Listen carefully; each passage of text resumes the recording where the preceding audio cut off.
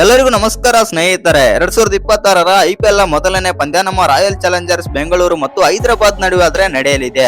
ಇನ್ನು ಈ ಪಂದ್ಯ ಇನ್ನೇನು ಕೆಲವೇ ಗಂಟೆಗಳಲ್ಲಿ ಆದ್ರೆ ಸ್ಟಾರ್ಟ್ ಆಗಲಿದೆ. ಹೌದು ಸ್ನೇಹಿತರೆ, ಹಾಗಾದ್ರೆ ಈ ಪಂದ್ಯದಲ್ಲಿ ನಮ್ಮ RCBಯ ಪ್ಲೇಯಿಂಗ್ 11 ಅಲ್ಲಿ ಏನೆಲ್ಲ ಚೇಂಜಸ್ ಆಗಿರ್ಬೋದು ಮತ್ತು ಯಾವೆಲ್ಲ ಪ್ಲೇಯರ್ ಆಡ್ತಾ ಇದ್ದಾರೆ ನಮ್ಮ ರಾಯಲ್ ಚಾಲೆಂಜರ್ಸ್ ಬೆಂಗಳೂರು ತಂಡದಲ್ಲಿ ಮತ್ತು ಈ ಪಂದ್ಯ ಎಲ್ಲಿ ನಡೀತಾ ಇದೆ ಅಂತ ತಿಳ್ಕೊಂಬರೋಣ ಬನ್ನಿ. ಅದಕ್ಕಿಂತ ಮುಂಚೆ ನೀವೇನಾದ್ರೂ RCB ಅಪ್ಪಟ ಅಭಿಮಾನಿಯಾಗಿದ್ದಲ್ಲಿ ಈ ವಿಡಿಯೋಗೆ ಒಂದು ಲೈಕ್ ಕೊಟ್ಟು ನಮ್ಮ ಚಾನಲ್ ಅನ್ನ ಸಬ್ಸ್ಕ್ರೈಬ್ ಮಾಡ್ಕೊಳ್ಳಿ. ಹಾಗೆ ಬೆಲ್ ಐಕಾನ್ ಅನ್ನು ಆಲ್ ಇಟ್ಕೊಳ್ಳೋದು ಮರಿಬೇಡಿ. ಇನ್ನು ಈ ಪಂದ್ಯ ಬಂದ್ಬಿಟ್ಟು ನಮ್ಮ RCBಯ ಮೊದಲನೇ ಪಂದ್ಯ, ಅದು ನಮ್ಮ ಎಂ ಚಿನ್ನಸ್ವಾಮಿ ಸ್ಟೇಡಿಯಂ ನಲ್ಲಿ ಆದ್ರೆ ನಡೀತಾ ಇದೆ. ಹೌದು ಸ್ನೇಹಿತರೆ, ಅದೊಂದು ದೊಡ್ಡ ಖುಷಿಯ ಸುದ್ದಿ ಅಂತಾನೆ ಹೇಳ್ಬೋದು. ಯಾಕಂತಂದ್ರೆ ಕಳೆದ ಸೀಸನ್ ಅಲ್ಲಿ ನಮ್ಮ RCB ತಂಡ ಕಪ್ ಗೆದ್ದ ಬಳಿಕ 11 ಜನ ಮೃತ ಆದ್ರೆ ಪಟ್ಟಿದ್ದರು. ಆ ಕಾರಣದಿಂದಾಗಿ ನಮ್ಮ RCBಯ RCBಯ ಪಂದ್ಯಗಳು ಚಿನ್ನಸ್ವಾಮಿಯಲ್ಲಿ ನಡೀತಾ ಇಲ್ಲ ಅಂತಂದು ಸ್ವಲ್ಪ ಗೊಂದಲಗಳು ಕೂಡ ಸೃಷ್ಟಿಯಾಗಿದ್ವು ಅಂತಾನೆ ಹೇಳ್ಬೋದು. ಆದ್ರೆ ಇದೀಗ ಬಂದ್ಬಿಟ್ಟು ನಮ್ಮ RCBಯ 5 ಪಂದ್ಯಗಳು ಮಾತ್ರ ನಮ್ಮ ಎಂ ಚಿನ್ನಸ್ವಾಮಿಯ ಗ್ರೌಂಡ್ ನಲ್ಲಿ ಆದ್ರೆ ಆಡಲು ನಿರ್ಧರಿಸಿದೆ ಅಂತಾನೆ ಹೇಳ್ಬೋದು BCCI. ಆ ಕಾರಣದಿಂದಾಗಿ ನಮ್ಮ RCBಯ ಮೊದಲನೇ ಪಂದ್ಯ ಎಂ ಚಿನ್ನಸ್ವಾಮಿ ಸ್ಟೇಡಿಯಂ ನಲ್ಲಿ ಇದೇ 28ನೇ ತಾರೀಕು ಹೈದರಾಬಾದ್ ವಿರುದ್ಧ ಆದ್ರೆ ಆಡಲಿದೆ. ಹಾಗಾದ್ರೆ ಈ ಪಂದ್ಯಕ್ಕಾಗಿ ನಮ್ಮ RCBಯ ಪ್ಲೇಯಿಂಗ್ 11 ಏನೆಲ್ಲ ಚೇಂಜಸ್ ಆಗಿರ್ಬೋದು, ಯಾವೆಲ್ಲ ಪ್ಲೇಯರ್ ಆಡ್ತಾ ಇರ್ಬೋದು, ಯಾಕಂತಂದ್ರೆ ಈ ಸೀಸನ್ ಅಲ್ಲಿ ಬಂದ್ಬಿಟ್ಟು ನಮ್ಮ RCBಯ ಮಿನಿ ಆಕ್ಷನ್ ಅಲ್ಲಿ ಒಂದೆರಡು ಹೊಸ ಪ್ಲೇಯರ್ ಕೂಡ ಬಂದಿದ್ದಾರೆ ಮತ್ತು ಒಳ್ಳೊಳ್ಳೆ ಬೆಂಕಿ ಪ್ಲೇಯರ್ ಕೂಡ ಬಂದಿದ್ದಾರೆ. ಎಸ್ಪೆಷಲಿ ಹೇಳ್ಬೇಕಂತಂದ್ರೆ ವೆಂಕಟೇಶ್ ಅಯ್ಯರ್ ಕೂಡ ನಮ್ಮ RCB ತಂಡ ಸೇರಿಕೊಂಡಿರೋದು ಕೂಡ ನಮಗೆ ತುಂಬಾನೇ ಆದ್ರೆ ಖುಷಿಯ ವಿಚಾರ. ಯಾಕಂತಂದ್ರೆ ವೆಂಕಟೇಶ್ ಅಯ್ಯರ್ ಅವರು ತುಂಬಾನೇ ಒಳ್ಳೆ ಗ್ರೇಟೆಸ್ಟ್ ಪ್ಲೇಯರ್. ಆ ಕಾರಣದಿಂದಾಗಿ ವೆಂಕಟೇಶ್ ಅಯ್ಯರ್ ಅವರು ನಮ್ಮ RCBಯ ಪರವಾಗಿ ಆಡ್ತಾ ಇರೋದು ಎಲ್ಲರಿಗೂ ಕೂಡ ಖುಷಿ ಆದ್ರೆ ಇದೆ.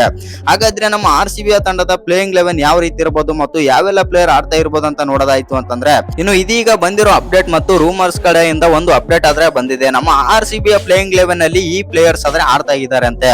ಹೌದು ಸ್ನೇಹಿತರೆ, ಹಾಗಾದ್ರೆ ಪ್ಲೇಯಿಂಗ್ 11 ಅಲ್ಲಿ ಯಾವೆಲ್ಲ ಪ್ಲೇಯರ್ ಆಡ್ತಾ ಇದ್ದಾರೆ ಮತ್ತು ಯಾವೆಲ್ಲ ಪ್ಲೇಯರ್ ಹೊರಗಿದ್ದಾರೆ ಅಂತ ನೋಡೋದಾಯ್ತು ಅಂತಂದ್ರೆ, ಮೊದಲಿಗೆ ಓಪನರ್ಸ್ ಆಗಿ ನಮ್ಮ ವಿರಾಟ್ ಕೊಹ್ಲಿ, ಕಿಂಗ್ ಕೊಹ್ಲಿ, RCBಯ ಬಾದ್ಶಾ ಆಗಿರುವಂತ ವಿರಾಟ್ ಕೊಹ್ಲಿ ಜೊತೆ ಸಾಲ್ಟ್ ಆದ್ರೆ ಬರಲಿದ್ದಾರೆ. ಇನ್ನು ನಂಬರ್ 3 ಅಲ್ಲಿ ಬಂದ್ಬಿಟ್ಟು ದೇವದತ್ ಪಡಿಕ್ಕಲ್ ಆದ್ರೆ ಆಡಲಿದ್ದಾರೆ. ನಂಬರ್ 4 ಅಲ್ಲಿ ರಜತ್ ಪಟೇದಾರ್ ಆಡಿದ್ರೆ, ನಂಬರ್ 5 ಅಲ್ಲಿ ಟೀಮ್ ಡೇವಿಡ್, ನಂಬರ್ 6 ಅಲ್ಲಿ ಕುರ್ನಲ್ ಪಾಂಡ್ಯ ಮತ್ತು ನಂಬರ್ 7 ಅಲ್ಲಿ ಜಿತೇಶ್ ಶರ್ಮಾ. ಇನ್ನು ನಂಬರ್ 7 ಅಲ್ಲಿ ರೊಮಾರಿಯೋ ಶೆಪರ್ಡ್ ಆಡಿದ್ರೆ, ನಂಬರ್ 8 ಅಲ್ಲಿ ಬಂದ್ಬಿಟ್ಟು ಭುವನೇಶ್ವರ್ ಕುಮಾರ್ ಆದ್ರೆ ಆಡಲಿದ್ದಾರೆ.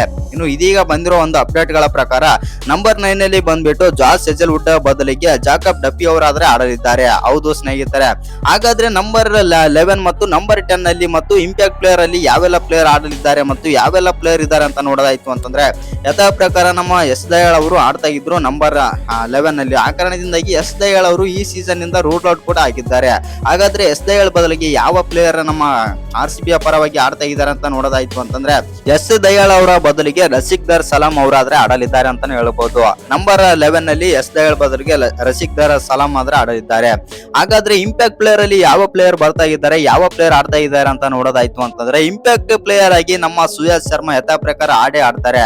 ಹೌದು ಸ್ನೇಹಿತರೆ, ಇದು ನಮ್ಮ RCBಯ ಮೊದಲನೇ ಪಂದ್ಯಕ್ಕಾಗಿ ಪ್ಲೇಯಿಂಗ್ 11. ಇನ್ನು ಈ ಪ್ಲೇಯಿಂಗ್ 11 ಅಲ್ಲಿ ಏನಾದ್ರೂ ಚೇಂಜಸ್ ಆಗಿರ್ಬೇಕಾಗಿತ್ತ ಮತ್ತು ಜಾಕಬ್ ಬೆತ್ತಲ್ ಅವರನ್ನ ತಂಡದಲ್ಲಿ ಕರ್ಕೊಳ್ಬೇಕಾಗಿತ್ತ ಅಂತ ಕಮೆಂಟ್ ಮಾಡೋದನ್ನ ಮರಿಬೇಡಿ.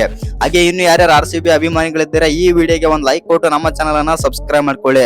ಹಾಗೆ ಬೆಲ್ ಐಕಾನ್ ಅನ್ನ ಆಲ್ ಇಟ್ಕೊಳ್ಳೋದು ಮರಿಬೇಡಿ. ಯಾಕಂತಂದ್ರೆ ನಮ್ಮ RCB ಅಪ್ಡೇಟ್ ಎಲ್ಲ ಕೊಡ್ತಾ ಇರ್ತೀನಿ ಮತ್ತು IPL ಅಪ್ಡೇಟ್ ಎಲ್ಲ ಕೊಡ್ತಾ ಇರ್ತೀನಿ.